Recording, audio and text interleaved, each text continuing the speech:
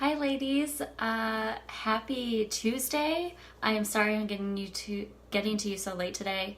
I had a long day. I've been up since 5 a.m. and right after school I went to go get my nails done because I'm going out of town for my spring break. So I apologize, I'm getting to you late, but you can still be entered to win the fitness notebook that I showed everyone if you comment on today's video or if you comment on yesterday's video or tomorrow's video. If you comment on all three, you're more eligible to win because more comments gets you, it's better. It's because I want people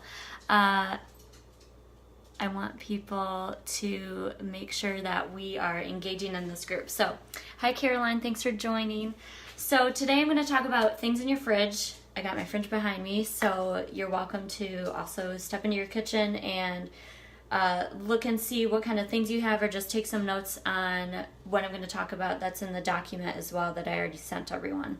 So the first thing I'm going to talk about is swapping cow's milk for either organic skim milk, unsweetened vanilla almond milk, or unsweetened organic vanilla soy milk. The soy milk I love to have is this one from West Soy, because if you look in the ingredients, trying to reconnect, you got to be careful when you are not getting just regular milk, because when you are getting almond milk, coconut milk, soy milk, there's always these odd things added, and usually it's sugar.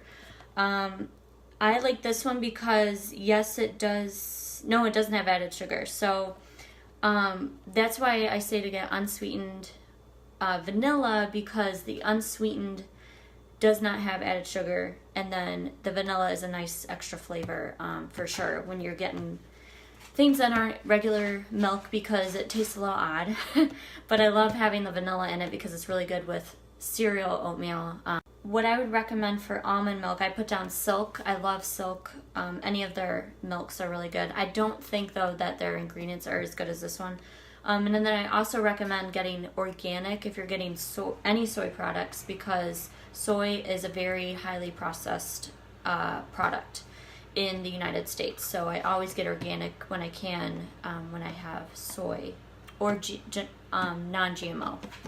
So then I'm going to jump to, and the only reason I recommend you try, you're swapping your cow's milk, whether you have 2% to organic skim milk, is because milk is also another thing that I'm weary about. I'm mostly vegan. I do every now and then, if I'm out to eat, I'll have dairy. I'm okay if I have a bowl of cereal with regular milk or oatmeal with regular milk. But I notice my stomach feels so much better if I just have organic soy milk or almond milk. So that's why I recommend you at least try it sometime. And then I only recommend skim milk because obviously it has less fat. But I would get organic with milk because just the way that I've seen cows being processed in the United States, it's not really, to me it was eye-opening. So that you can do your own research on that if you want. I don't want you to not decide on having regular milk because of that. Okay, next thing, I need to move on. Swap pop. Okay, pop is a big thing. Luckily, I was never addicted to pop. I know my mother-in-law loves pop. I've had a challenger who also loved her pop, and it was really hard for her to break this habit. I know it would be hard for me to break the habit of having coffee every day because I have a mug of coffee every morning.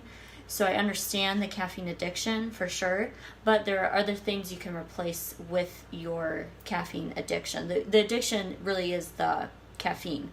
Yes, I think you might also be addicted to the sugar aspect of pop too, and maybe the carbonation, but over time I think you'll get used to it. So it's so much better for your body to replace any pop you're drinking, even diet pop, with coffee or tea, and just make sure you don't load your coffee with cream and sugar, because then you're not really helping yourself out.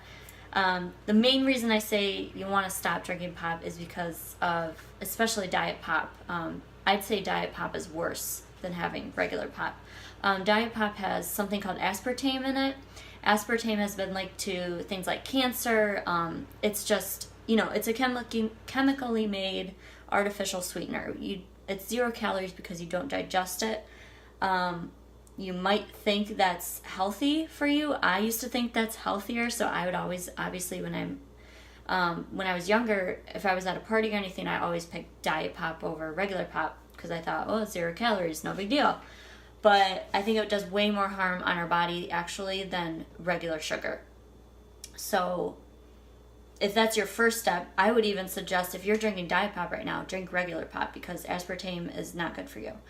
Let's swap margarine in our fridge. If you have margarine in your fridge, oh yeah, in Michigan we say pop. We also say soda, but more so pop. Coke, we would say a Coke if we're talking about Coca-Cola. We'd only say if you want a Coke. So if you have margarine in your fridge, I'd also say swap that with organic butter, or just regular butter, because margarine, again, is fake. It's not butter at all. So stop eating fake stuff, right? It's not good for your body. At least I don't think it will be good for your body in the long run. And I'm on my fourth one, swap bagels. If you have bagels in your fridge, I love bagels, don't get me wrong. But I believe one bagel is worth, I think, 8 slices of bread. So, Caroline, everything's Coke to us. That's funny. Yeah, here in Michigan we call Coke, if you want a Coke, it'd be a Coca-Cola. But yeah, if you have bagels in your fridge, bagels I believe are worth 8 slices of bread, which is ridiculous, right? Unfortunately, that's true because... So I would just suggest swapping your bagels in your fridge. I know they're so good. I say moderation, not deprivation. So if you're really wanting bagels at some point, have them, but let's not have them every single day because you don't need a whole loaf of bread every single day for breakfast, right? So swap it with whole wheat toast, whole wheat English muffins, whole wheat skinny bagels. I love skinny bagels when I was in college.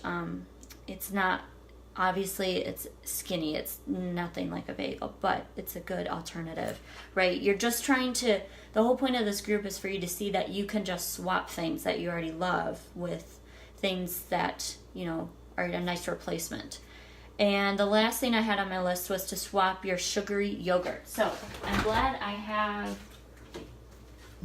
a yogurt in my fridge. So one of my students, we have an auction at our school every year, and it's a huge fundraiser for our school. And one of the things that I decided to donate was Snack with the Teacher.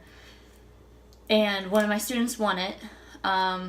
Luckily, someone decided to bid on it, one of the parents, and she decided she wanted a yogurt parfait made by me for her. So I wanted something that she would like that was kid friendly. I wasn't going to start buying her all this healthy stuff, unfortunately. So she won a yogurt, a Snack with a Teacher, and I got her yogurt parfait, and I had leftover yogurt, a Yoplait. So this is a common yogurt we had in our household when I was growing up. I would eat maybe 2 of these a day. I ate like a monster when I was a gymnast, let me tell you. But swap your sugary yogurts. So I would consider this a sugary yogurt because there are 19 grams of sugar in this little one container. To me, that's a lot. I would try to find something that's 10 grams or less of sugar per container. I say that for everything.